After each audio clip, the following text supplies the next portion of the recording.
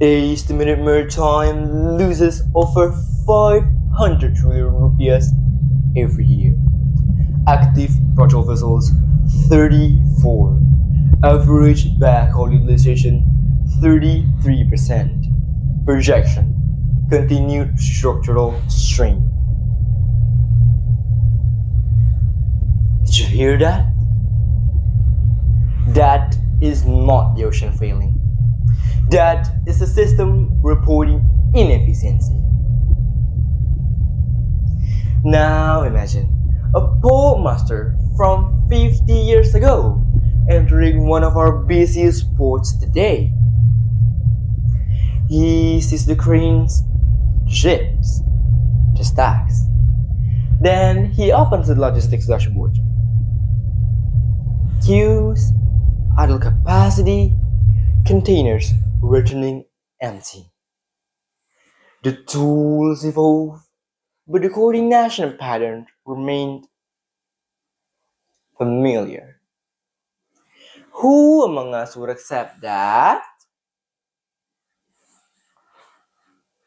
Honorable judges, ladies and gentlemen, Assalamualaikum warahmatullahi wabarakatuh. I am Hanif Mulia Rohim from Senior High School number 13 Palembang, and today I stand here not as a maritime authority, but as part of generation that raised inside integrated systems.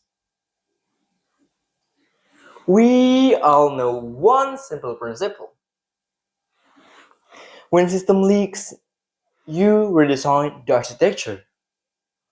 Maritime is not just about water and vessels. It is about economic circulation. It is about food security. It determines whether a coastal village thrives or slowly disappears. It is about a young fisherman in Bulawan who sails before sunrise, only to return with the half catch his father once brought home. Not because he lacks skills, but because our surveillance network is fragmented. When system fails quietly, families pay loudly. Right now, three structural gaps demand attention. First, fragmented surveillance. Satellite feeds exist. AIS tracking exists. Naval patrol exists. But they operate in silos. Now imagine a foreign vessel entering the North Natuna Sea. It switches off its transporter. To the satellites, it vanishes. To the patrol ship only 20 miles away, it is invincible.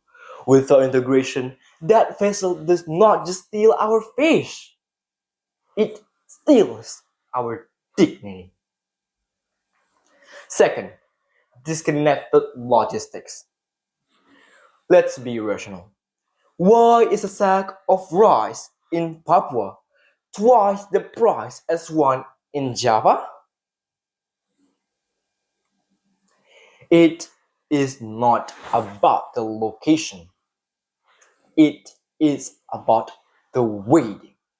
Ships idle for days because the port data does not sync with the cargo data. We have created a digital island that refuses to talk to each other. Without a unified maritime data exchange platform, efficiency is just an accident, not structural standard. Third, ecological erosion. For too long, we have treated mangroves and corals as mere scenery. But in a carbon trading economy, they are not just plants, they are assets. When mangroves retreat, we are not just losing trees, We are losing the most expensive natural breakwaters we have. When corals dies and fish stocks collapse, a fisherman's bank account dies with them. And when income disappears, so does the opportunity to the next generation.